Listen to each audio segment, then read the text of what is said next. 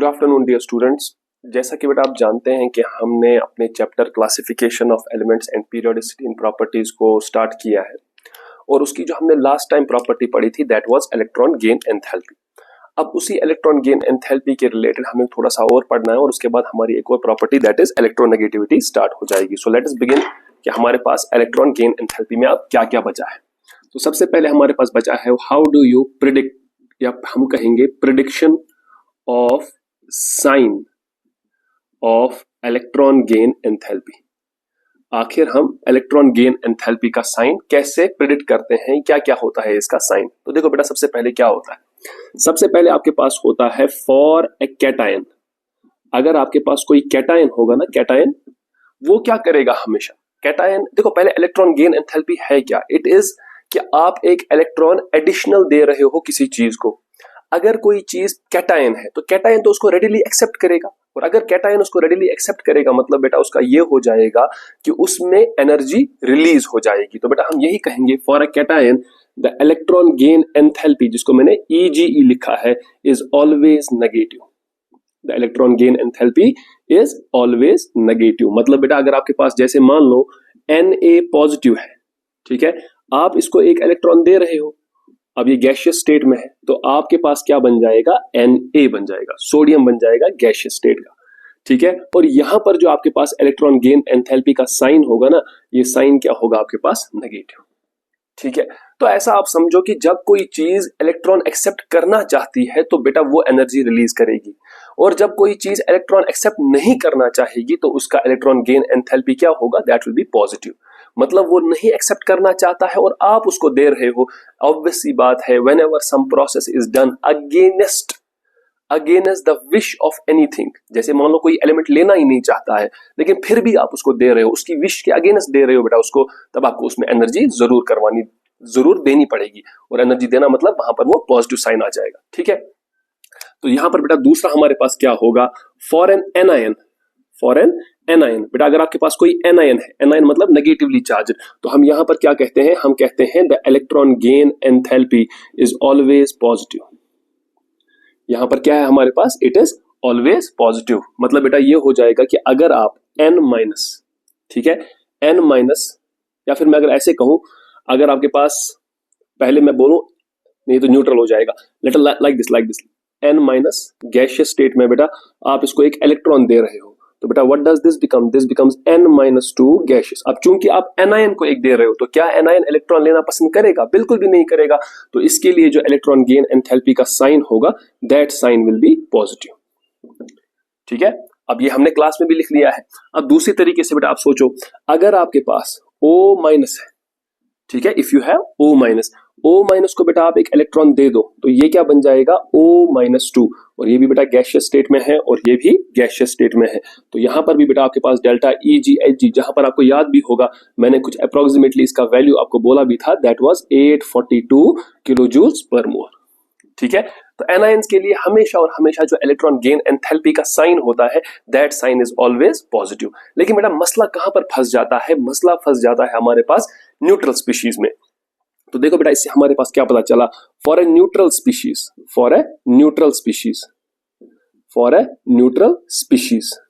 ठीक है बेटा, डेल्टा, या मैं कहूंगा डेल्टा E तो मैं नहीं कहूंगा, I will say electron gain enthalpy can be positive, it can be positive और नेगेटिव। बेटा ये पॉजिटिव भी हो सकता है और ये नेगेटिव भी। मैं आपको एक एग्जांपल देता हूं जो हम क्लास में भी पढ़ते हैं। सो अगर आपके पास ऑक्सीजन एक गैसियस एटम है बेटा, आप उसको एक इलेक्ट्रॉन दे रहे हो, what does this become, this becomes O-, और बेटा ये बन गया गैसियस। लेकिन इसका अगर आपको बेटा याद है, डेल्टा EgH हमने लिखा था ना इसके लिए -142 किलो जूल्स पर मोल। कितना लिखा था, -142 किलो जूल्स पर मोल। और इसके अगेंस्ट बेटा अगर आपको याद होगा, नाइट्रोजन को अगर आप इलेक्ट्रॉन देना चाहोगे और यहां से बनाना चाहोगे N-1 गैसियस, तो बेटा डेल्टा EgH इसका कितना होता है, दैट इज ऑलवेज पॉजिटिव। क्यों होगा ऐसा, बिकॉज बेटा नाइट्रोजन के पास ऑलरेडी से क्या है, इसके पास ऑलरेडी से स्टेबल कॉन्फ़िगरेशन है। So if nitrogen is having a stable configuration, do you think it will be having a tendency to accept the electron? Obvious सी बात है बेटा ये इलेक्ट्रॉन को नहीं लेना चाहेगा। जब ये इलेक्ट्रॉन को नहीं लेना चाहेगा तो बेटा आप इसको इलेक्ट्रॉन फिर भी दे रहे हो, ऑब्वियस सी बात है बेटा आपको यहीं से इसमें एनर्जी देनी पड़ेगी। सो that is very very very important. अब बेटा यहां से आप कुछ चीज सीख सकते हो। देखो, अगर आपको थोड़ा सा आइडिया है कि आयोनाइजेशन एनर्जी क्या है, ionisation energy means the energy that is required to remove an electron. Energy जो आपको लगती है ताकि आप इलेक्ट्रॉन को निकालना चाहोगे, इलेक्ट्रॉन निकालने के लिए जो आपको एनर्जी देनी पड़ेगी, that is known as ionisation energy. लेकिन बेटा अगर आप थोड़ा सा सोचोगे इलेक्ट्रॉन गेन एंथैल्पी क्या है, इलेक्ट्रॉन गेन एंथैल्पी वो एनर्जी है, वो एनर्जी का एक्सचेंज है, मतलब या तो एब्जॉर्ब या तो रिलीज, जब आप एक इलेक्ट्रॉन एक गैसियस आइसोलेटेड एटम को या आयन को देते हो। तो असल में हो गया ना आयोनाइजेशन एनर्जी और इलेक्ट्रॉन गेन एंथैल्पी रिवर्स। मैं आपको एक एग्जांपल से समझाता हूं। देखो बेटा, जैसे यहीं पर व्हाई टू गो एनीवेयर, देखो बेटा अगर आप यहां से देख रहे हो, आप सोडियम पॉजिटिव को इलेक्ट्रॉन दे रहे हो, मतलब इलेक्ट्रॉन गेन एंथैल्पी, और यहां से क्या है बेटा, सोडियम बन रहा है। तो बेटा जरा इसका रिवर्स लिखो। अगर आप इसका रिवर्स लिखोगे ना ऐसे, Na gas, this gives me Na positive gas plus electron, है कि नहीं। लेकिन अब पता है जब आपने ये रिएक्शन रिवर्स की ना, अब जो यहां पर एनर्जी होगी ना उसको कहेंगे ionisation energy of Na, sodium की आयोनाइजेशन एनर्जी। और बेटा वो कितना होगा, वो एग्जैक्टली इसके मैग्नीट्यूड के बराबर होगा, लेकिन साइन उसका क्या हो जाएगा बेटा, that sign will be reversed. अगर यहां पर नेगेटिव साइन है तो बेटा यहां पर पॉजिटिव साइन होगा। ऑब्वियस सी बात है, इलेक्ट्रॉन निकालने के लिए आपको एनर्जी देनी ही पड़ेगी, और वो आपको यहां से भी पता चल रहा है। Therefore, अगर हम इन दो एग्जांपल्स को बेटा ध्यान में रखें, कैन आई से लाइक दिस, देखना, आयोनाइजेशन एनर्जी ऑफ किसी भी x का, x मतलब कोई भी एलिमेंट आपके पास हो, that will B minus times electron gain enthalpy of x positive, minus times electron gain enthalpy of x positive. मतलब इसी एलिमेंट के कैटायन का जो इलेक्ट्रॉन गेन एंथैल्पी होगा, उसी का अगर आप माइनस टाइम्स करोगे बेटा, तो वो बन जाएगी उसकी आयोनाइजेशन एनर्जी। फॉर एग्जाम्पल बेटा, अगर मैं आपसे कहूंगा, फॉर एग्जाम्पल अगर बेटा मान लो आपके पास ये है, if you have something, let me right it like this, O, ठीक है, O माइनस O गैशियस, ठीक है बेटा, O गैशियस, बेटा आप इसको एक इलेक्ट्रॉन दे रहे हो, what does this become, this becomes O minus times, और ये गैशियस है बेटा। आप इसको क्या कर रहे हो, आप इसको इलेक्ट्रॉन दे रहे हो, तो ये किसकी इलेक्ट्रॉन गेन एंथैल्पी है, this is the electron gain enthalpy of the neutral atom, this is the electron gain enthalpy of the neutral atom. बेटा अगर ये electron gain enthalpy neutral atom की है, तो अगर मैं इसका आपको वैल्यू भी बता चुका हूं, I have made you to write this value, -142 kilo joules per mole. Just let me first see if it is visible, yes it is visible. तो अगर मैं आपको बता चुका हूं इसका वैल्यू कितना है, माइनस, जरा बेटा आप इसको रिवर्स करो। अगर आप इसका रिवर्स करोगे तो आप बोलोगे O minus gaseous, this gives you O gas plus electron. तो बेटा यहां पर आपके पास आयोनाइजेशन एनर्जी कितनी होगी बेटा, that will be equal to 142 kilo joule per mole, ठीक है। अब बेटा यहां से मे बी आपके दिमाग में थोड़ा सा कंफ्यूजन पैदा हो जाए। आप बोलोगे सर इन दोनों को देखकर तो हमें ऐसा लग रहा है कि आयोनाइजेशन एनर्जी, लेकिन बेटा आयोनाइजेशन एनर्जी यहां पर किसकी, O माइनस की, यहां पर किसकी आयोनाइजेशन एनर्जी, O माइनस की, बेटा वो बराबर है minus times electron gain enthalpy, लेकिन वो किसकी है बेटा, वो O की है। तो आपको इस हिसाब से बेटा ये समझना है। मैंने जो यहां पर लिखा ionisation energy of x is equal to minus times electron gain, sorry यहां पर तो इलेक्ट्रॉन गेन एंथैल्पी है, इलेक्ट्रॉन गेन एंथैल्पी वो किसका, वो कैटायन का है। यहां पर क्या है, आयोनाइजेशन एनर्जी ये किसका है, एनायन का, और बेटा वो कितना है, minus times electron gain enthalpy, लेकिन उसी एलिमेंट के न्यूट्रल फॉर्म में। मतलब अगर आप देखोगे ना ऑक्सीजन, और ये क्या है, ये है ऑक्सीजन का एनायन O माइनस, ये क्या है ऑक्सीजन जो न्यूट्रल है। तो यहां पर बेटा रिलेशन क्या आई, ionisation energy of the O minus is equal to minus times electron gain enthalpy of O, ठीक है, electron gain enthalpy of O। तो वो रिलेशन आप ध्यान में रखिएगा। ये जो आपने ये रिलेशन निकाली ना, ये किस किस के बीच में है बेटा, ये एक एलिमेंट और उसी के कैटायन के बीच में है। एक एलिमेंट की आयोनाइजेशन एनर्जी माइनस टाइम्स है इलेक्ट्रॉन गेन एंथैल्पी उसी के एलिमेंट के कैटायन की, ठीक है। और ये क्या बेटा हमने लिखा है, यहां से अगर आप इसको जनरलाइज करोगे ना, आप लिखोगे ionisation energy of x minus is equal to minus times electron gain enthalpy of किसका बेटा, x का। तो इन रिलेशन में बेटा आपको डिफरेंशिएट करना आना चाहिए। यहां पर रिलेशन x माइनस और x में है बेटा, यहां रिलेशन x और x पॉजिटिव में है, तो ये भी आपको ध्यान में रखना है। लेकिन ये कोई जनरलाइज्ड बेटा नहीं है, this is not a generalised. जो मैंने ये लिखा है ना, ये तो हमेशा ट्रू है, always true, but this is not always true. I will show you how. देखो बेटा, ये यहां से आपको मैं अगर थोड़ा सा मैं अगर आपको यहां से सिखाऊं, जरा बेटा क्या आप इसको देखकर कुछ कर सकते हो? क्या मुझे एक चीज सोच के बताओ, ये है ना एक एलिमेंट का माइनस एनायन वाला, और ये है ना उसी का न्यूट्रल फॉर्म, तो इसके हिसाब से क्या होना चाहिए? मैं आपको दिखाता हूं। देखो बेटा, अगर आप देखोगे नाइट्रोजन के केस में, जब आप नाइट्रोजन को इलेक्ट्रॉन देते हो तो इलेक्ट्रॉन गेन एंथैल्पी क्या आ गई? पॉजिटिव। इलेक्ट्रॉन गेन एंथैल्पी क्या आ गई? पॉजिटिव। लेकिन अगर आप उल्टे साइड से इसको सोचोगे तो क्या होगा? n माइनस से इलेक्ट्रॉन निकल रहा है, दैट मीन्स बेटा आयोनाइजेशन एनर्जी किसकी है? आयोनाइजेशन एनर्जी इसकी है। इसकी आयोनाइजेशन एनर्जी होगा इसका रिवर्स। मतलब बेटा अगर मैं आपसे कहूंगा, if I just make you right this, तब आपको ये और क्लियर हो जाएगा।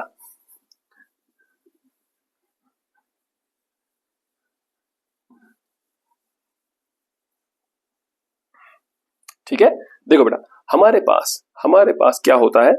हमारे पास अगर मैं इसको लिखूंगा, आपके पास n माइनस गैशियस वाला, और बेटा यहां से मैं लिखूंगा n गैशियस प्लस इलेक्ट्रॉन। क्या ये आपको नहीं लग रहा है this is the case of ionisation energy, जहां पर आप इलेक्ट्रॉन निकाल रहे हो? लेकिन किससे निकाल रहे हो? आप इलेक्ट्रॉन निकाल रहे हो न्यूट्रल से नहीं, n माइनस वाले से। तो बेटा यहां पर जो आयोनाइजेशन एनर्जी होगी ना, ये आयोनाइजेशन एनर्जी किसकी है? n माइनस की। तो बेटा ये होगा यहां पर नेगेटिव वैल्यू।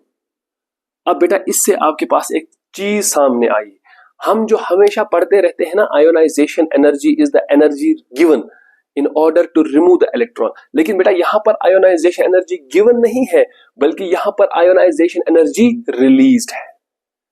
यहां पर आयोनाइजेशन एनर्जी क्या है? रिलीज्ड। और ये आप समझ भी सकते हो बेटा, अगर आप थोड़ा सा n माइनस की तरफ ध्यान रखोगे ना, तो n माइनस की कॉन्फ़िगरेशन जो है that is n1s2 2s2 2p4। क्या है? 1s2 2s2 2p4। और अगर आप नाइट्रोजन की चेक करोगे ना बेटा, तो इसकी है 1s2, इसकी है 2s2 और इसकी है 2p3। अब बेटा खुद सोच के देखो, अगर ये n माइनस एक इलेक्ट्रॉन छोड़ रहा है, रिलीज कर रहा है, तो ये क्या बन रहा है? स्टेबल बन रहा है। और जब भी बेटा कोई चीज स्टेबल बनती है तो जाहिर सी बात है वो एनर्जी रिलीज करती है। तो अगर आपसे कभी कोई कहता है कि आयोनाइजेशन एनर्जी, जब हम कहते हैं ना it is the energy given in order to remove the electron, तो बेटा याद रखिएगा वो हमेशा न्यूट्रल के लिए होती है, हमेशा न्यूट्रल के लिए देनी पड़ती है। लेकिन कभी कभी आपके पास ऐसा केस भी आ सकता है जहां पर आपको आयोनाइजेशन एनर्जी देनी नहीं, उल्टा वहीं से आपको मिल जाए। Am I clear? This point you should keep in mind. तो n माइनस बेटा यहां पर कितना आएगा? Negative value. लेकिन अगर आप यही ऑक्सीजन के केस में देखोगे ना, इस O माइनस के केस में, O माइनस को अगर आप उल्टा करोगे बेटा, जैसे आप लिखो O minus, this gives you O gas plus electron. इसका मतलब बेटा यहां पर क्या होगी ionisation energy? That will be 142 kilo joule per mole. अब मैं जो आपसे कह रहा हूं वो ये कह रहा हूं कि हमेशा ये कोई जरूरी नहीं है कि अगर आयोनाइजेशन एनर्जी डिफाइन की जाए किसकी? एनायन की, तो वो हमेशा नेगेटिव ही होगी। कोई जरूरी नहीं है हमेशा नेगेटिव होगी बेटा, कभी कभी वो क्या होगी? कभी कभी वो पॉजिटिव भी हो जाएगी। और ये देखो बेटा यहां पर तो प्लस है, लेकिन यहां पर क्या है? यहां पर माइनस वैल्यू है। क्यों? बिकॉज बेटा यहां पर आप देखोगे ऑक्सीजन के पास कोई स्टेबिलिटी नहीं आ रही है। इनफैक्ट ये 2s2 2p5 से कहां जा रहा है? 2s2 2p4 में, तो कोई स्टेबिलिटी का चक्कर तो है नहीं, इसीलिए बेटा हमें यहां पर एनर्जी देनी ही पड़ती है। लेकिन बेटा यहां पर 2p4 से आप कहां जा रहे हो? हाफ फिल्ड कॉन्फ़िगरेशन की तरफ, इसीलिए बेटा आपको एनर्जी बाहर मिल जाती है। That is why we say that ionisation energy is always the energy given in order to remove the electron. लेकिन वो बेटा न्यूट्रल एटम के लिए है। लेकिन अगर आपके पास एनायन है तो वो एनायन बेटा कभी कभी एनर्जी दे भी सकता है आयोनाइजेशन एनर्जी के फॉर्म में, या फिर बेटा उसकी आयोनाइजेशन एनर्जी पॉजिटिव भी हो सकती है। दोनों एग्जांपल्स आपके पास मौजूद है। क्लियर? तो यहां पर आपको प्लीज मैं फिर से रिपीट कर, I am again repeating myself, ionisation energy can be positive, it can be negative. Positive का मतलब हमें एनर्जी देनी पड़ रही है, और नेगेटिव का मतलब वहां से एनर्जी मिल रही है। और वहां से एनर्जी जब मिलेगी उसकी भी मैंने आपको एग्जांपल दी है, और जब आपको देनी पड़ेगी वहां की भी मैंने आपको एग्जांपल दी है। और न्यूट्रल के केस में तो हमेशा और हमेशा आपको एनर्जी देनी पड़ेगी। मतलब बेटा अगर आप कभी ऐसे लिखोगे ना n गैस, और यहां से लिखोगे n positive, gas plus electron. तो बेटा यहां पर जो आयोनाइजेशन एनर्जी होगी ना, ionisation energy, this will always be positive because you are taking out this electron from what, from a neutral atom. लेकिन ये आयोनाइजेशन एनर्जी है किसकी, एन गैस की ये आयोनाइजेशन एनर्जी किसकी है, इसकी नहीं है बल्कि एन की है। तो ionisation energy of n is positive. N क्या है यहाँ पर, न्यूट्रल, तो न्यूट्रल को तो हमेशा एनर्जी देनी पड़ती है। लेकिन यहाँ पर किसकी एनर्जी है, ये आयोनाइजेशन एनर्जी एन माइनस की, तो एन माइनस की एनर्जी हमेशा नेगेटिव वैल्यू होगी बिकॉज ये अनस्टेबिलिटी से स्टेबिलिटी की तरफ जा रहा है। ठीक है, सो हम इलेक्ट्रॉन गेन एंथैल्पी से आयोनाइजेशन एनर्जी का साइन भी प्रिडिक्ट कर सकते हैं। ठीक है, अब आपके पास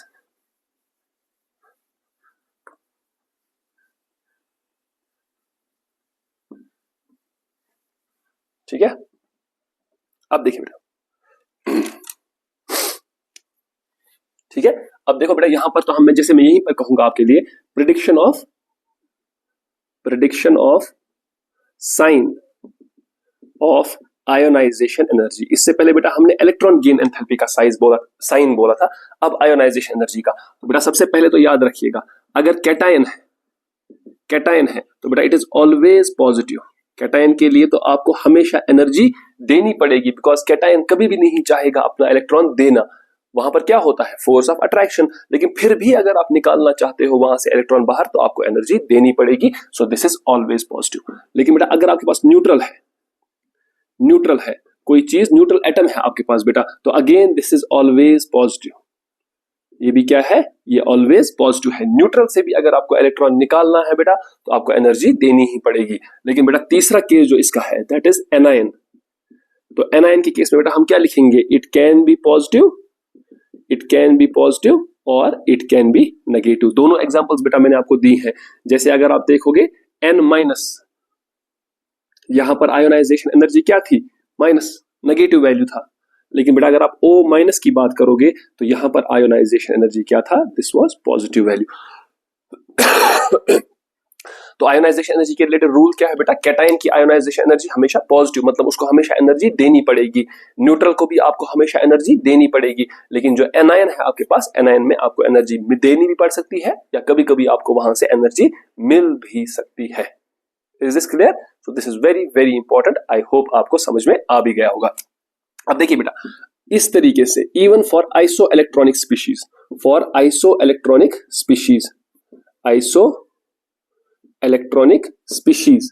अगर आप बेटा आइसो इलेक्ट्रॉनिक स्पीशीज को बात करोगे, comparison for ionisation energy can be made. Ionisation energy can be made using the concept that for the same number of electrons,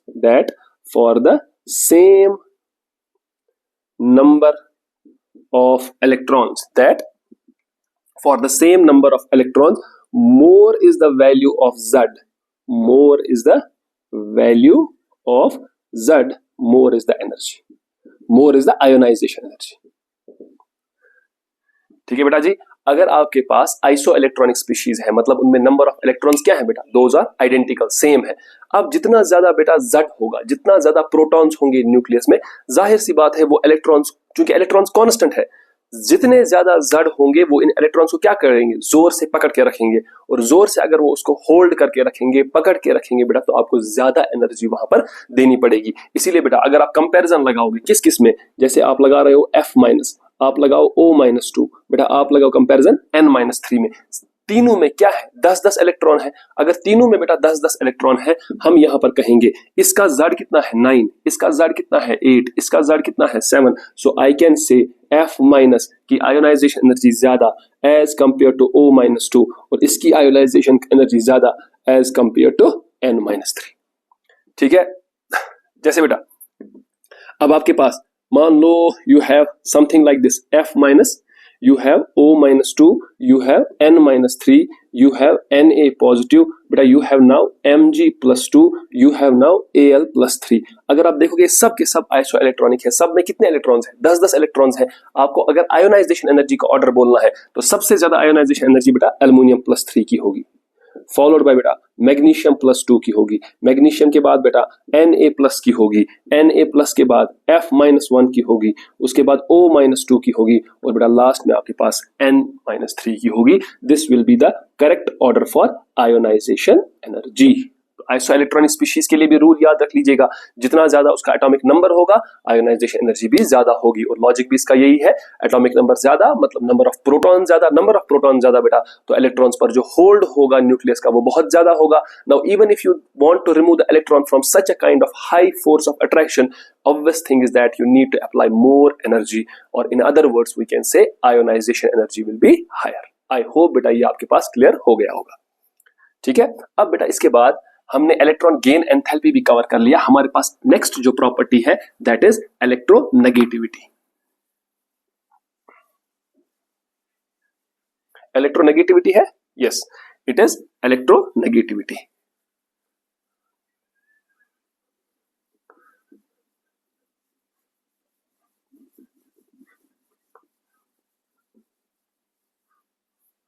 that is electronegativity. देखिए बेटा ये बड़ी इंपॉर्टेंट प्रॉपर्टी है. This is electronegativity.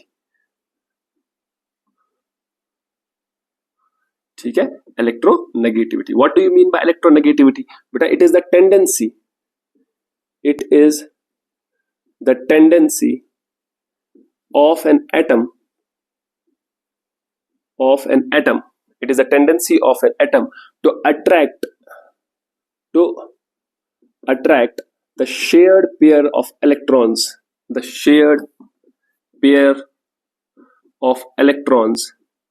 between two atoms covalently bonded to each other.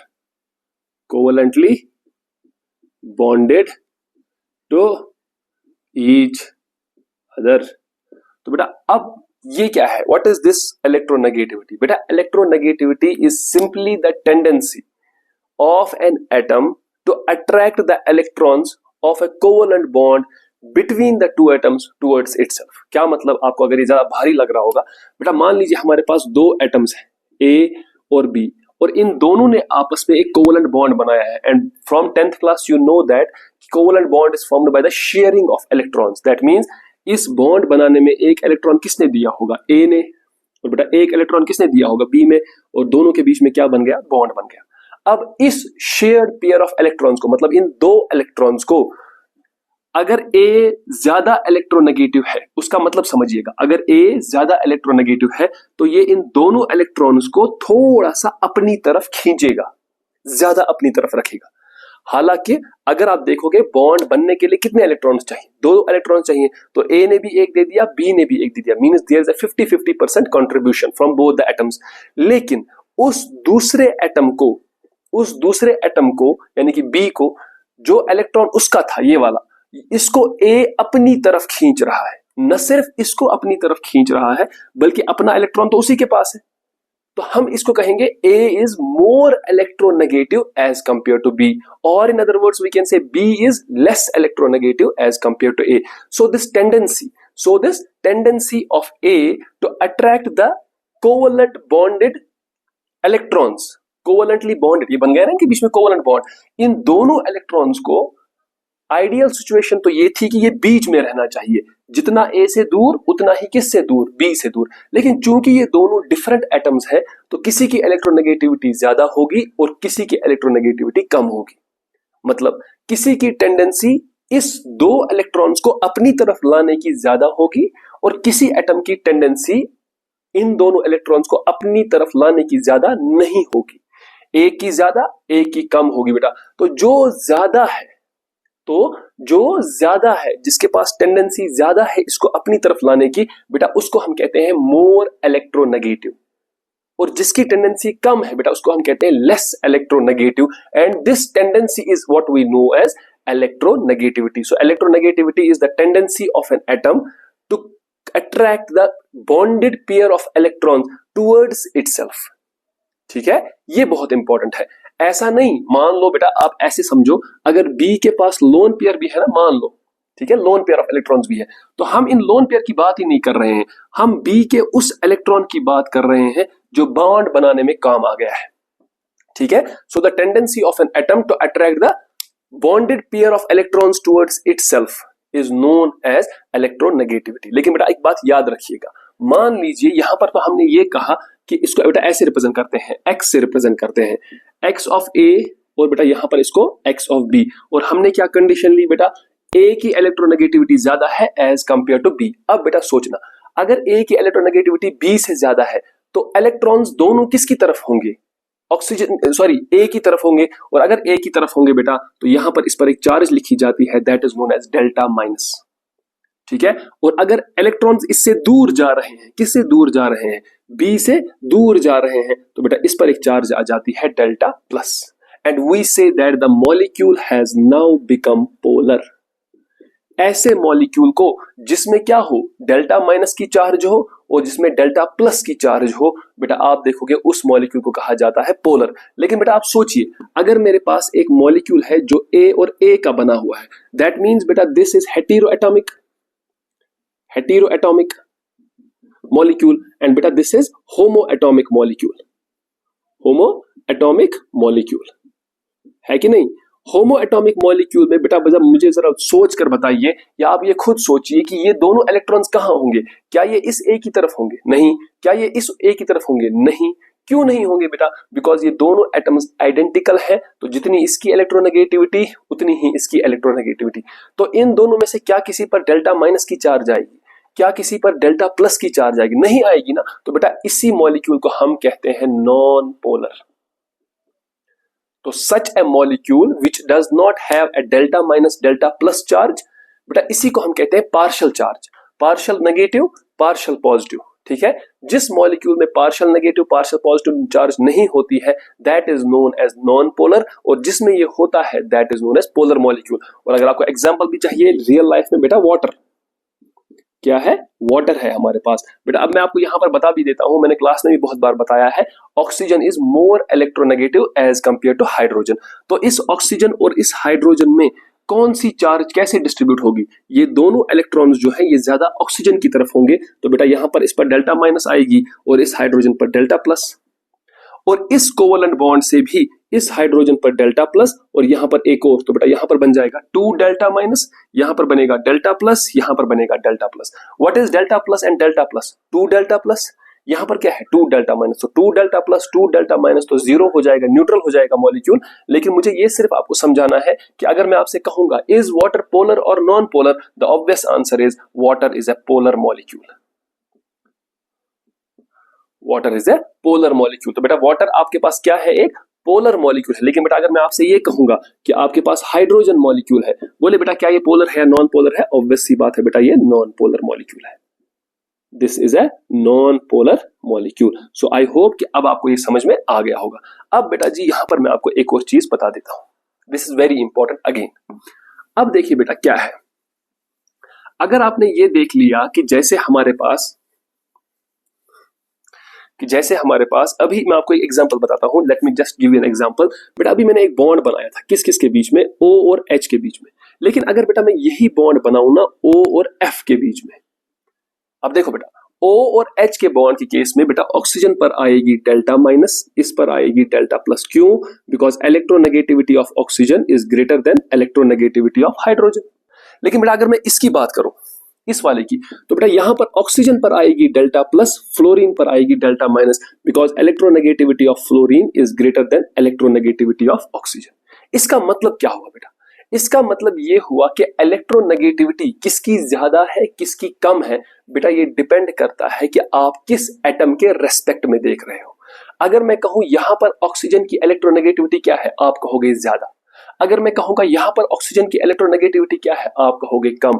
M I talking about different atoms, no not at all, I am talking about the same atom, that is oxygen in both the cases. But once you are going in this case, here you are comparing the electronegativity of oxygen with hydrogen, but in this case you are comparing the electronegativity of oxygen with fluorine.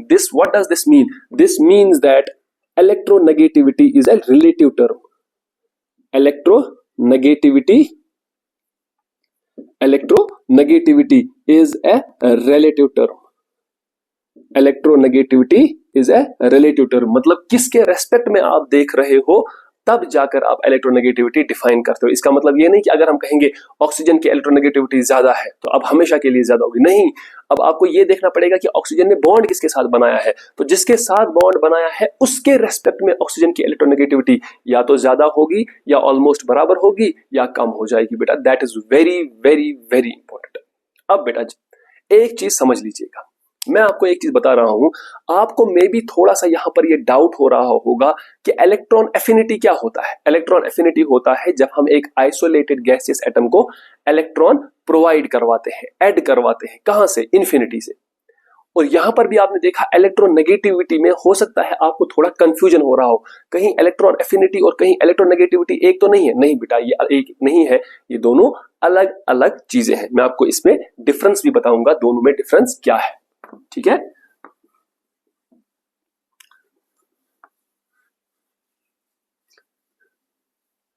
देखो बेटा, electronegativity और electron affinity, so this is electronegativity and this is your electron affinity. देखो बेटा, electronegativity क्या है? First one, it is the tendency, it is the tendency to attract the shared pair of electrons, the shared pair of electrons between two covalently bonded atoms, between two covalently bonded atoms, ठीक है बेटा। तो ये पहली definition मतलब इसकी आप समझ रहे हो। और इलेक्ट्रॉन एफिनिटी का मतलब बेटा क्या है? It is the energy released, याद है आपको? It is the energy released when an electron from infinity is added to an isolated gaseous atom, to an isolated gaseous atom। तो ये बेटा बहुत इंपॉर्टेंट बात है। दूसरी इंपॉर्टेंट चीज बेटा देखो, electronegativity it is relative in nature, it is relative in nature, ठीक है। रिलेटिव इन नेचर से मेरा मतलब क्या है बेटा? ये कभी कभी कम भी हो सकती है, कभी कभी ज्यादा भी हो सकती है, जैसे मैंने आपको अभी आपको एग्जांपल दिखाई। तो मतलब ये है, मकसद ये है कि आप किसके रेस्पेक्ट में देख रहे हो। If you are looking at with respect to another atom, तो बेटा हो सकता है इलेक्ट्रोनेगेटिविटी ज्यादा होगी। लेकिन अगर आपने किसी सेम एटम के साथ दूसरा एटम जोड़ दिया तो ये भी हो सकता है कि अब इसकी इलेक्ट्रोनेगेटिविटी कम हो जाए। जैसे ऑक्सीजन की केस, अगर आपने ऑक्सीजन को जोड़ दिया हाइड्रोजन के साथ, तब आप क्या कहोगे? ऑक्सीजन की इलेक्ट्रोनेगेटिविटी ज्यादा है हाइड्रोजन से। लेकिन अगर आपने ऑक्सीजन को जोड़ दिया फ्लोरीन के साथ, तब आप कहोगे ऑक्सीजन की इलेक्ट्रोनेगेटिविटी कम है एज कंपेयर टू फ्लोरीन। तो रिलेटिव टर्म है, ठीक है। लेकिन बेटा यहां पर आपके पास बेटा क्या है? It is an absolute term, it is an absolute term. Absolute term का मतलब क्या बेटा? इसका एक प्रॉपर वैल्यू है। जैसे आपने ऑक्सीजन के केस में देखा, ठीक है, जैसे आपने ऑक्सीजन के केस में देखा, जैसा आपने नाइट्रोजन के केस में देखा कि हम इस इलेक्ट्रॉन एफिनिटी का, जिसको हमने इलेक्ट्रॉन गेन एंथैल्पी भी बोला था, इलेक्ट्रॉन एफिनिटी का हमने क्या देखा? एक एक्चुअल वैल्यू देखा कि कितना वैल्यू है उसका।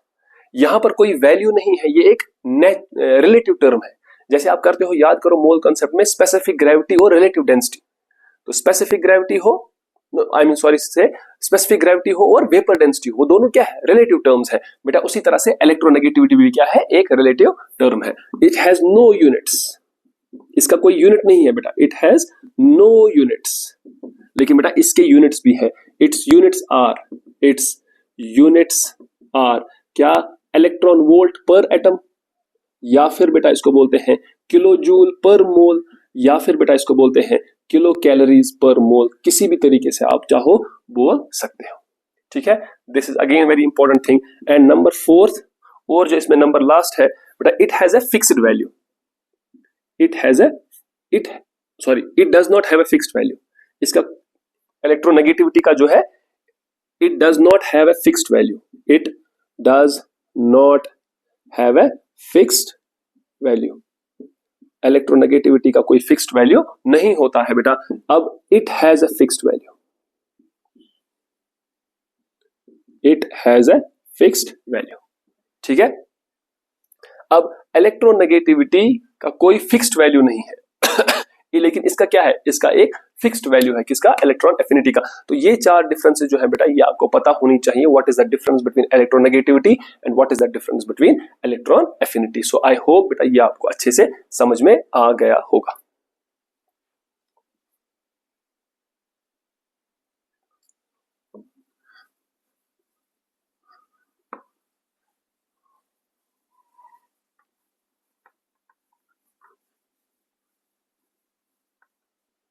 चलिए बेटा अब हमारे पास इसमें क्या है, हाँ देखो बेटा जनरली ये देखा गया है कि जिस भी एलिमेंट की इलेक्ट्रोनेगेटिविटी ज्यादा होती है तो उसके लिए क्या होता है। देखो बेटा आपको मैं एक चीज बताता हूं, इलेक्ट्रोनेगेटिविटी मतलब हो गया electron, shared pair of electrons को अपनी तरफ खींचना, शेयर्ड पेयर ऑफ इलेक्ट्रॉन्स को अपनी तरफ खींचना। तो किसी भी एटम की या किसी भी एलिमेंट की अगर आयोनाइजेशन एनर्जी ज्यादा है और अगर किसी भी एलिमेंट की इलेक्ट्रॉन एफिनिटी ज्यादा है, इलेक्ट्रॉन एफिनिटी और आयोनाइजेशन एनर्जी, इलेक्ट्रॉन एफिनिटी और आयोनाइजेशन एनर्जी डिसाइड करती हैं कि इलेक्ट्रोनेगेटिविटी कितनी होगी। जनरली बेटा जो देखा गया है वो ये देखा गया है, जनरली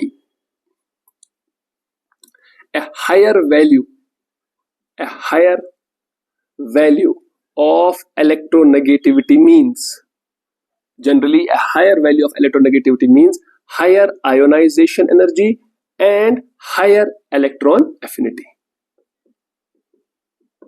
ठीक है, आयोनाइजेशन एनर्जी और इलेक्ट्रॉन एफिनिटी किसी भी एटम की डिफाइन करते हैं क्या, इलेक्ट्रोनेगेटिविटी। तो अगर किसी एटम की इलेक्ट्रोनेगेटिविटी बहुत ज्यादा है बेटा, उसके दो रीजन है, मतलब उसकी आयोनाइजेशन एनर्जी भी ज्यादा है, मतलब आप खुद सोचो बेटा इलेक्ट्रोनेगेटिविटी मतलब किसी और के इलेक्ट्रॉन्स अपनी तरफ खींचना, मतलब अपने इलेक्ट्रॉन्स देने की टेंडेंसी कम, और जिसमें अपने इलेक्ट्रॉन्स देने की टेंडेंसी कम तो बेटा हम कहेंगे ना उसकी आयोनाइजेशन एनर्जी ज्यादा है, बिकॉज वो देना नहीं चाहता है लेकिन फिर भी हम उससे निकालना चाहते हैं, दैट मीन्स उसकी आयोनाइजेशन एनर्जी क्या है, उसकी आयोनाइजेशन एनर्जी ज्यादा है।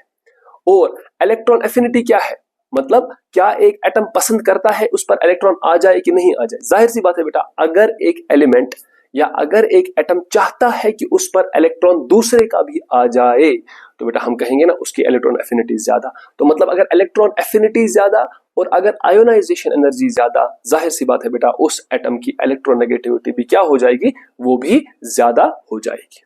क्लियर, तो यहां पर आपको बेटा ध्यान रखना पड़ेगा। अब है बेटा नेक्स्ट हमारे पास what are the factors that are affecting electronegativity. कौन से ऐसे फैक्टर्स हैं जो इलेक्ट्रोनेगेटिविटी को इफेक्ट करते हैं। तो बेटा इसमें सबसे पहले आपके पास आता है size of the atom, size of atom. देखिए बेटा मोर the size of the atom, more the size of atom, more the size of atom. जरा बेटा मुझे एक चीज बताइए, बॉन्ड किस वाले इलेक्ट्रॉन से बनता है, वैलेंस शेल के इलेक्ट्रॉन से। तो अगर एक एटम का साइज बहुत बड़ा है तो क्या वो अपने वैलेंस इलेक्ट्रॉन पर होल्ड अच्छे से कर सकता है, नहीं कर सकता। बेटा अगर वो अपने वैलेंस इलेक्ट्रॉन पर अच्छे से होल्ड नहीं कर सकता है तो दूसरे का इलेक्ट्रॉन कहां अपनी तरफ खींचेगा।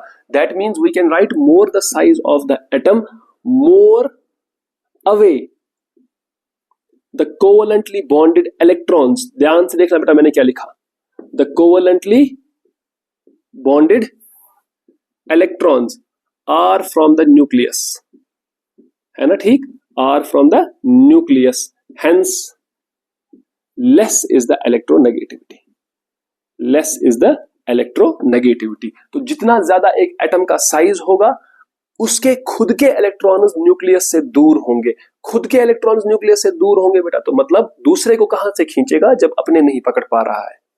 ठीक है, तो बेटा दूसरा क्या कहेंगे, इफेक्टिव न्यूक्लियर चार्ज। अब ये भी बेटा आप समझ सकते हो, इफेक्टिव न्यूक्लियर चार्ज मतलब Z effective, effective nuclear charge. तो बोले बेटा अगर किसी में जेड इफेक्टिव ज्यादा हो जाएगा तो जरा बेटा सोच के देखो, जेड इफेक्टिव ज्यादा बेटा मतलब उसका साइज छोटा, और अगर साइज छोटा है बेटा तो मतलब उसकी इलेक्ट्रोनेगेटिविटी भी ज्यादा है। We can say Z effective is directly proportional to electronegativity. ठीक है, आई होप इसमें कोई प्रॉब्लम नहीं हुई होगी बेटा। उसके बाद तीसरा है आपके पास, ध्यान दीजिएगा, charge on the cation, charge on the cation and anion. अगर आपके पास बेटा सोच समझ के देखना बेटा, अगर किसी में कैटायन है, अगर कोई कैटायन है, कैटायन का मतलब पॉजिटिव चार्ज है बेटा, तो क्या उसकी इलेक्ट्रोनेगेटिविटी ज्यादा होगी कि कम? इलेक्ट्रोनेगेटिविटी का मतलब इलेक्ट्रॉन्स अपनी तरफ खींचना, इलेक्ट्रॉन्स अपनी तरफ खींचना। तो अगर कोई कैटायन है जिस पर ज्यादा पॉजिटिव चार्ज है बेटा, वो तो ज्यादा इलेक्ट्रोनेगेटिव हो जाएगा, बिकॉज वो ज्यादा इलेक्ट्रॉन्स को अपनी तरफ खींचेगा। और अगर किसी पर कम पॉजिटिव चार्ज है तो वो उतनी ज्यादा नहीं खींच पाएगा। लेकिन इतना तो कंफर्म है ना कि कैटायन की इलेक्ट्रोनेगेटिविटी ज्यादा होती है। तो बेटा देखो हम क्या कहेंगे, हम कहेंगे more the charge on the cation, more the charge on the cation, more the charge on the cation, more is electronegativity, more is electronegativity. Electronegativity भी क्या है, उतना ज्यादा है। लेकिन बेटा जरा खुद सोचो, एनायन, एनायन का मतलब नेगेटिव चार्ज किसी पर है। अगर किसी पर नेगेटिव चार्ज पहले से ही है तो क्या वो और नेगेटिव चार्ज अपने ऊपर लाना चाहेगा? नहीं। क्यों? नेगेटिव नेगेटिव क्या करेगा बेटा, रिपेल करेगा। एंड क्या कहेंगे, and more the charge, more the charge on the anion, and more the charge on the anion. अगर एनायन पर बेटा ज्यादा चार्ज है, हम कहेंगे less is the electronegativity,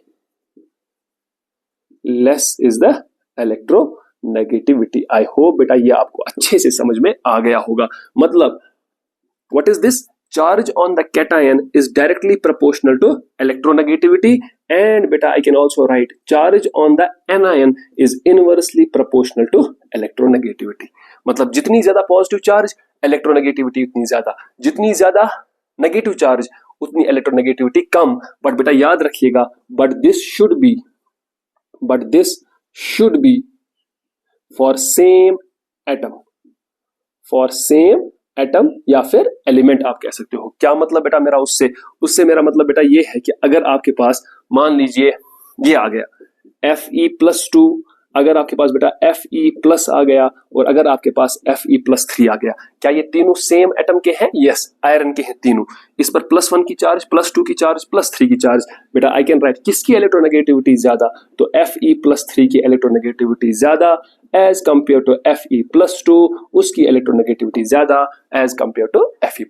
and बेटा अगर मैं आपसे ये कहूंगा you have n-1, you have n-2, you have n-3, बोले बेटा किसकी इलेक्ट्रोनेगेटिविटी ज्यादा, तो -1 वाले की ज्यादा एज कंपेयर टू सेकंड वाले की और एज कंपेयर टू थर्ड वाले की। और इनमें भी आप देखेंगे बेटा हमने एटम जो है वो क्या रखा है, वो सेम रखा है। तो आई होप ये आपको समझ में आ गया होगा। ठीक है, this is very very important and I hope you are able to do this, but don't do it like this. बेटा ऐसा नहीं करना कि n-1 की ज्यादा होगी एज कंपेयर टू O-2, ऐसा कुछ नहीं कहेंगे। हो भी सकता है, नहीं भी हो सकता है, देख कर नहीं कहेंगे। ये वाला जो हमने ये फैक्टर पढ़ा ना, charge on the cation and charge on the anion, this is based if you have kept the atom to be same. If the atoms are different then we can not directly say based on the charge. हो सकता है वहां पर कोई और factor भी काम में आ रहा हो, तो उसको डायरेक्टली हम डिसाइड नहीं कर सकते हैं। डिसाइड हम डायरेक्टली सिर्फ उसी को कर सकते हैं जहां पर हमारे पास क्या आ जाएगा, सेम एटम पर चार्ज डिफरेंट हो जाएगी, जैसे यहां पर आयरन पर, वहां पर नाइट्रोजन पर। क्लियर? चलिए आगे बढ़ते हैं।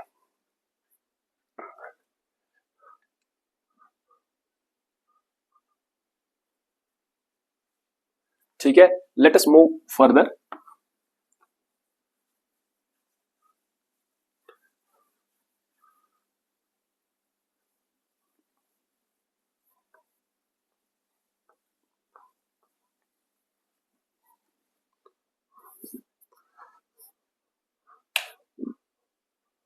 चलिए बेटा हम और आगे बढ़ते हैं।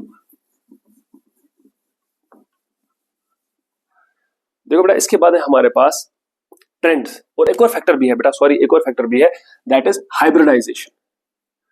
और ये भी मैं आपको पहले बता चुका हूं, हाइब्रिडाइजेशन।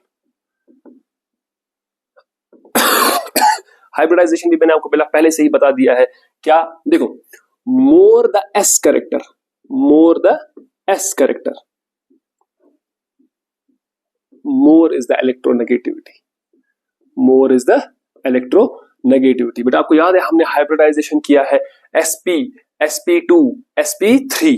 ध्यान दीजिएगा बेटा, अगर आप sp देखते हो, हाइब्रिड ऑर्बिटल sp, बेटा अगर आपके पास कोई एटम है जो sp2 हाइब्रिडाइज्ड है और अगर कोई एटम है जो क्या है sp3 हाइब्रिडाइज्ड है, तो इसमें कितना है s कैरेक्टर? अगर मैं आपसे कहूंगा what is percentage s character, तो इसमें बेटा परसेंटेज s कैरेक्टर कितना है 50%। इसमें कितना परसेंटेज s कैरेक्टर है, दैट इज 33%। और बेटा इसमें कितना है, दैट इज 25%। तो किसमें s कैरेक्टर ज्यादा है, sp में। तो इसीलिए बेटा तो हम कहते हैं sp is more electronegative as compared to sp2 which is more electronegative as compared to sp3. So more the s character, more is the electronegativity, क्योंकि जितना ज्यादा s कैरेक्टर होगा आप न्यूक्लियस के उतना ज्यादा नजदीक हो, जितना न्यूक्लियस के ज्यादा नजदीक हो फोर्स ऑफ अट्रैक्शन भी उतना ही ज्यादा होगा। क्लियर? अब देखो बेटा नेक्स्ट है हमारे पास ट्रेंड्स इन इलेक्ट्रोनेगेटिविटी। क्या है? Trends in electronegativity. आखिर इलेक्ट्रोनेगेटिविटी में कैसे ट्रेंड्स है जो हम कंटिन्यूअसली करते हुए आए हैं। ठीक है बेटा, देखो across the period, across the period बेटा जरा सोच के देखिए, अक्रॉस द पीरियड अगर आप देखोगे, आपने देखा है Z इफेक्टिव इंक्रीज, तो इसका मतलब बेटा साइज डिक्रीज, तो बेटा जी इसका मतलब इलेक्ट्रोनेगेटिविटी इंक्रीजेस। और बेटा अगर आप जाओगे top to bottom, top to bottom, और याद है बेटा टॉप टू बॉटम को ही तो हम कहते हैं डाउन द ग्रुप। ठीक है, तो डाउन द ग्रुप में बेटा सोचिए Z इफेक्टिव क्या है बेटा, ऑलमोस्ट कांस्टेंट ही है, तो इसका कोई रोल नहीं है। बट n इंक्रीजेस, n का मतलब बेटा प्रिंसिपल क्वांटम नंबर या shell increases, principal quantum number increases, इसका मतलब बेटा जी साइज इंक्रीजेस, और अगर बेटा साइज इंक्रीज हो गया तो मतलब इलेक्ट्रोनेगेटिविटी डिक्रीजेस। क्लियर? तो ये बेटा आपको समझना होगा, this is very very very important, ये ट्रेंड्स भी आपको पता होने चाहिए। ठीक है बेटा, अब देखो बेटा हमारे पास इलेक्ट्रोनेगेटिविटी को मेजर करने का कोई डायरेक्ट मेथड नहीं है, कोई डायरेक्ट मेथड नहीं है। अब जो हमारे पास कुछ तरीके हैं जहां से हम इलेक्ट्रोनेगेटिविटी निकालते हैं वो डिफरेंट स्केल्स पर डिपेंड करता है। हमारे पास मोस्टली जो है बेटा 3 स्केल्स होते हैं। पहला तो होता है पॉलिंग स्केल, दूसरा होता है मिलिकन स्केल, और तीसरा है एल्फर्ड रोशल स्केल। तो वहां पर आपको ये 3 स्केल पता होने चाहिए। मोस्टली भी इसमें जो इंपॉर्टेंट है ना that is polling scale. Polling scale के बाद मिलिकन स्केल थोड़ा बहुत इंपॉर्टेंट है, और एल्फर्ड स्केल जो है वो थोड़ा उससे कम ही इंपॉर्टेंट है। लेकिन हम इन तीनों का एक मामूली सा आइडिया लेंगे और उस पर आप देखोगे कि किस हिसाब से थोड़ी बहुत हल्की सी न्यूमेरिकल भी आ सकती है। ठीक है, तो पहले बेटा हमारे पास है polling scale. I will do this, एक ही में हम इनको खत्म कर देंगे इन तीनों स्केल्स को। ठीक है, तो फिर आपको ज्यादा उसमें कोई प्रॉब्लम नहीं आएगी। देखो बेटा सबसे पहले हमारे पास है पॉलिंग स्केल। ठीक है, पॉलिंग स्केल।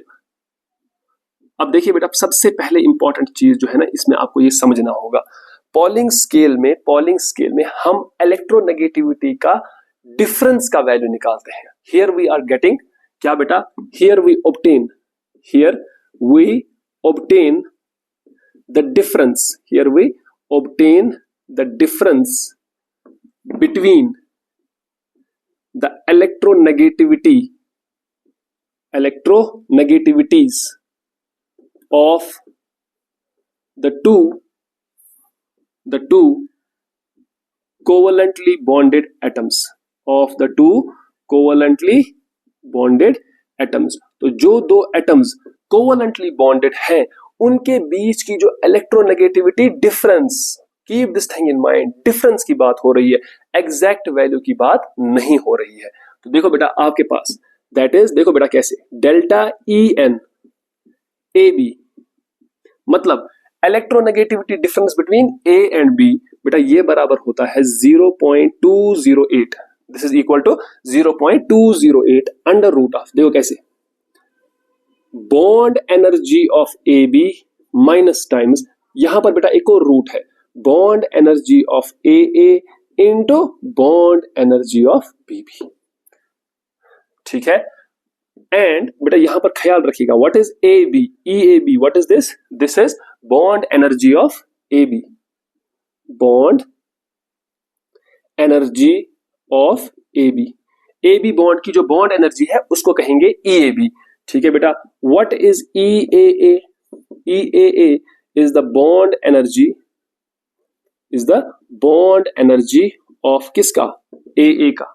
और बेटा what is EBB, this is bond energy bond energy of BB. और बेटा याद रखिएगा यहां पर all the values of bond energy are in kilo joules per mole. यहां पर जितने भी ये वैल्यूज हैं बेटा ये सब के सब किस में होने चाहिए, ये सब के सब होने चाहिए किलो जूल पर मोल में। ठीक है, इसी फॉर्मूला को बेटा आप कुछ इस तरह से भी लिख सकते हो, you write it as delta E N A B. Now this becomes 0.102। Formula बेटा बाकी सारा वही है, E A B minus times root of E A into E B B. बेटा फॉर्मूला इज एग्जैक्टली सेम, सिर्फ यहां पर 0.208 है और 0.102 है, और एक खास और डिफरेंस है here, all bond energies are in kilocalories per mole। अब बेटा जी ये आपको ध्यान में रखना पड़ेगा यहां पर कि आपके पास अगर bond energies kilo joule per मोल में है तो आपके पास पॉलिंग स्केल के हिसाब से इलेक्ट्रोनेगेटिविटी डिफरेंस इसके बराबर है। अगर आपको बॉन्ड एनर्जीज किलो कैलोरीज पर मोल के हिसाब से दी गई है तो बेटा इलेक्ट्रोनेगेटिविटी का जो डिफरेंस है वो बराबर है 0.102। बाकी सब तो वही है, लेकिन प्लीज ध्यान रखिएगा ये वैल्यूज किलो कैलोरीज पर मोल में है और यहां पर यही वैल्यूज किसमें है, किलो जूल्स पर मोल में। क्लियर? तो बेटा ये है हमारे पास पॉलिंग स्केल, और पॉलिंग स्केल के हिसाब से बेटा तो यहां पर मैं आपके लिए लिख रहा हूं अकॉर्डिंग टू पॉलिंग स्केल। बेटा पॉलिंग स्केल के हिसाब से फ्लोरीन की जो इलेक्ट्रोनेगेटिविटी है दैट इज 4, ऑक्सीजन की जो इलेक्ट्रोनेगेटिविटी है दैट इज 3.5।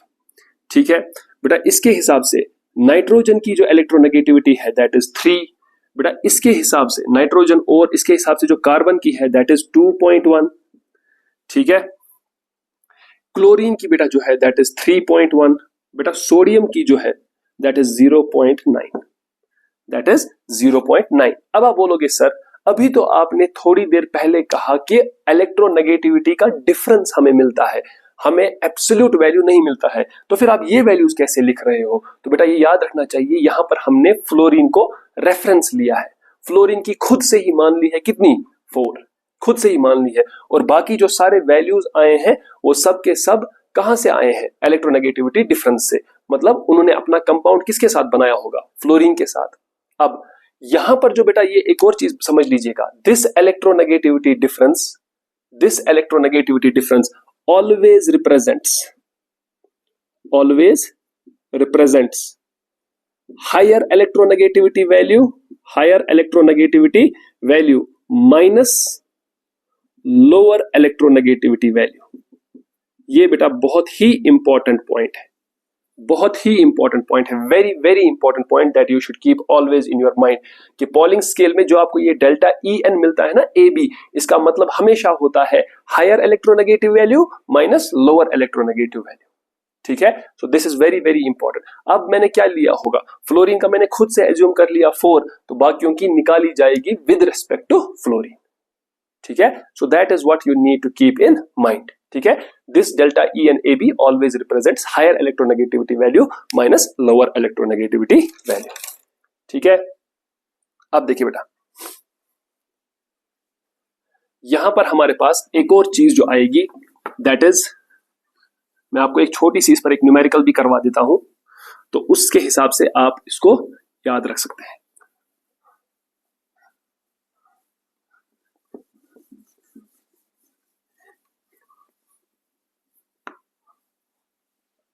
देखो बेटा अगर आपसे क्वेश्चन ऐसे आएगा,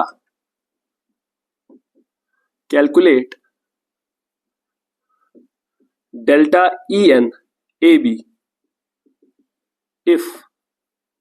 if EAB is equal to 76 kilojoules per mole, EAA is equal to 64 kilojoules per mole, और आपको EBB ये दिया गया है बेटा 81 किलोजूल्स पर मोल। तो मैंने आपसे जैसे पहले कहा है इस चैप्टर में न्यूमेरिकल भी जो अगर होगी तो वो भी ना के बराबर होगी, बिल्कुल प्लस माइनस ही जितना करना है। तो अब आपके पास डेल्टा ई एन निकालना है ए बी का, जहां पर आपके पास ई ए बी की जो बॉन्ड एनर्जी है वो किलोजूल पर मोल, किलो जूल पर मोल, किलो जूल पर मोल। तो बेटा ये तो और आसान है, आप कर सकते हो delta E N A B. बेटा कौन सा वाला, 0.208 वाला। So this will be 0.208 under root of E A B. बेटा वो कितना है 76 माइनस टाइम्स। बेटा अगर यहां से एक और रूट भी है अंदर, कितना है रूट बेटा 64, और इसका रूट कितना है बेटा 81। तो सॉल्व कीजिए इसको। बेटा what is root of 81, that is 9। What is root of 64, that is 8। तो 8 इंटू 9 कितना बन जाएगा 72। This becomes under root of 76 minus 72 into 0.208।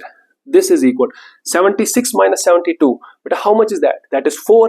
तो 4 को करो मल्टीप्लाई बेटा 0.208 के साथ, 4 इंटू 0.208, 8 4 जा बेटा that is 32 and 4 2 is 8। तो बेटा ये बन जाएगा 0.832 किलो जूल्स पर मोल,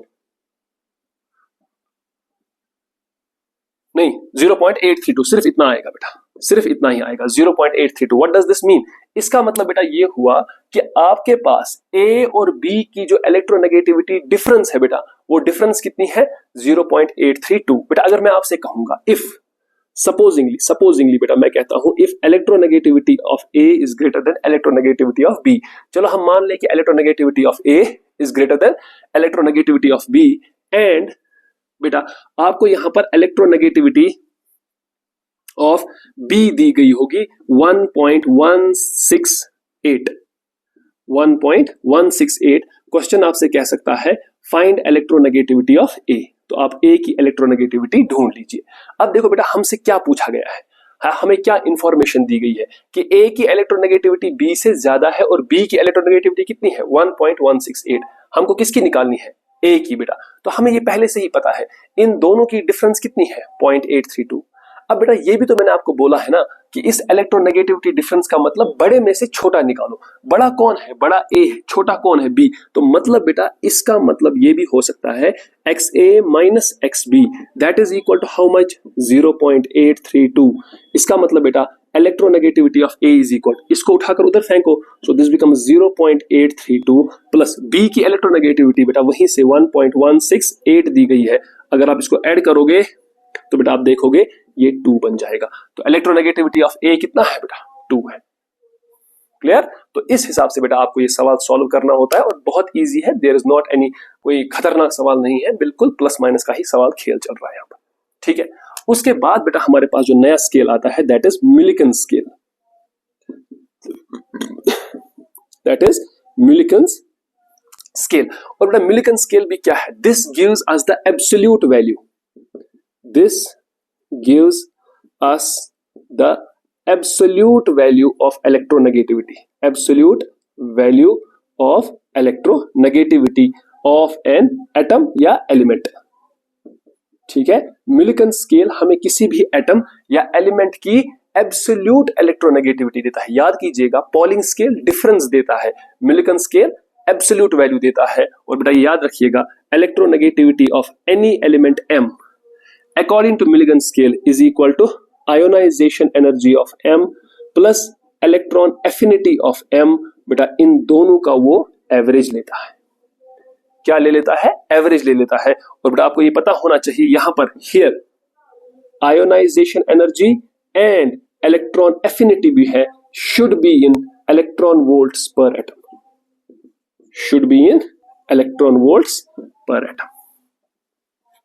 ठीक है, तो बेटा प्लीज इसको ध्यान में रखिएगा कि इलेक्ट्रोनेगेटिविटी किसी का भी वो उसकी ionisation energy plus affinity divided by 2, और दोनों के दोनों वैल्यूज आपको दोनों के दोनों वैल्यूज आपको किस में रखने हैं, इलेक्ट्रॉन वोल्ट्स पर एटम में। ठीक है, और बेटा ये भी एक और इंपॉर्टेंट बात है जो आपको याद रखना चाहिए, electronegativity value, electronegativity value of any, electronegativity value of any atom या एलिमेंट, किसी भी एलिमेंट या एटम की electronegativity obtained from Millikan scale, obtained from MS means बेटा Millikan scale is 2.8 times more than that obtained from Pauling scale, than that obtained from polling scale. तो बेटा polling scale से जो आपको इलेक्ट्रोनेगेटिविटी मिलेगी ना, अगर मान लो आपको फ्लोरीन की इलेक्ट्रोनेगेटिविटी पॉलिंग स्केल पर 4 है, तो बेटा अगर आपको उसकी इलेक्ट्रोनेगेटिविटी चाहिए मिलिकन स्केल पर, तो बेटा आपको करना पड़ेगा 4 इंटू 2.8। ये बात समझ में आ रही है? तो इस हिसाब से बेटा मेरा मतलब है कि मिलिकन के स्केल पर किसी भी एलिमेंट की इलेक्ट्रोनेगेटिविटी 2.8 टाइम्स ज्यादा होती है एज कंपेयर टू उसी की एलिमेंट की इलेक्ट्रोनेगेटिविटी पॉलिंग स्केल पर। ठीक है, और बेटा इसमें लास्ट जो है दैट इज एल्फर्ड, क्या नाम है इसका, रोशाव स्केल। ठीक है, देख लो बेटा ये क्या है।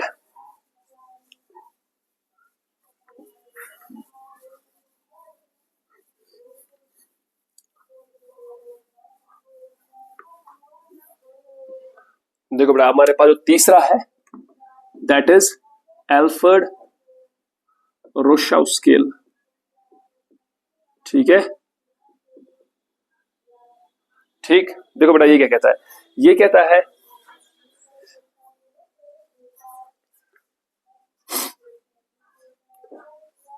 हाँ देखो बेटा किसी भी फॉर एनी एलिमेंट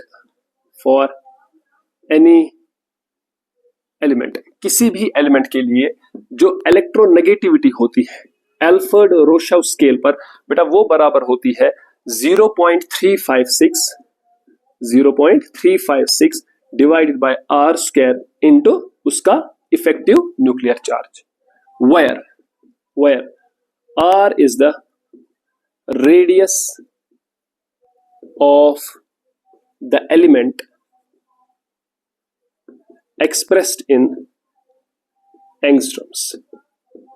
ठीक है, तो आपको बस सिंपल याद रखना है यहां पर कि हमारे पास जो XAR है यानी कि इलेक्ट्रोनेगेटिविटी जो हमारे पास एल्फर्ड रोशाव स्केल पर है that is equal to 0.356 divided by are square into Z effective. ठीक है, बस ये सिंपल है, इसका उतना ज्यादा कोई इंपॉर्टेंस है नहीं, सिर्फ इतना है कि यहाँ पर आर क्या रिप्रेजेंट कर रहा है, उस एलिमेंट का रेडियस, लेकिन आपको वो किस में रखना है, एंगस्ट्रम्स में रखना है। That's all about this thing. ठीक है, तो बेटा आई होप कि आज जो हमने इसमें पढ़ा है इसमें इलेक्ट्रॉन गेन एंथैल्पी का थोड़ा सा कॉन्सेप्ट, थोड़ा सा आयोनाइजेशन एनर्जी, इलेक्ट्रोनेगेटिविटी, उसके ट्रेंड्स, उसके फैक्टर्स और इलेक्ट्रोनेगेटिविटी को हम किन 3 स्केल्स पर मेजर करते हैं, ये आपको अच्छे से समझ में आ गया होगा। मिलिकन स्केल और एल्फर्ड रोशाव स्केल उतना इंपॉर्टेंट तो नहीं है जितना ज्यादा हमारे पास कौन इंपॉर्टेंट है, that is this polling scale. और पॉलिंग स्केल हमें क्या देता है, डिफरेंस देता है, लेकिन एल्फर्ड रोशाव स्केल हो या फिर हमारे पास मिलिकन स्केल हो वो दोनों एब्सोल्यूट वैल्यूज देते हैं। यहां पर भी बेटा आपको एलिमेंट का इलेक्ट्रोनेगेटिविटी एब्सोल्यूट मिलता है, कितना है उसका, लेकिन पॉलिंग स्केल में आपको डिफरेंस मिलता है और वो डिफरेंस हमेशा बराबर होता है higher electronegativity minus lower electronegativity. So बेटा आई होप कि आज के लेक्चर में आपको ये चीज समझ में आ गई होगी और इसके आगे जो है वो थोड़ा सा हमें है एप्लीकेशंस ऑफ इलेक्ट्रोनेगेटिविटी, बहुत इंपॉर्टेंट भी है और वो हम नेक्स्ट क्लास में सीखेंगे। आई होप आपको ये चीजें अच्छे से समझ में आई होंगी। If you have any doubt बेटा don't hesitate, keep asking me. आप मुझसे कमेंट में बोल सकते हैं या फिर आप मुझे मेरे मेल आईडी पर भी मेल कर सकते हैं। I will try my level best कि मैं आपकी सारी क्वेरीज का आंसर दे सकूं। सो आई होप आज का लेक्चर आपके लिए सही फायदेमंद साबित होगा और आप इससे सीखोगे ही सीखोगे। अल्लाह हाफिज।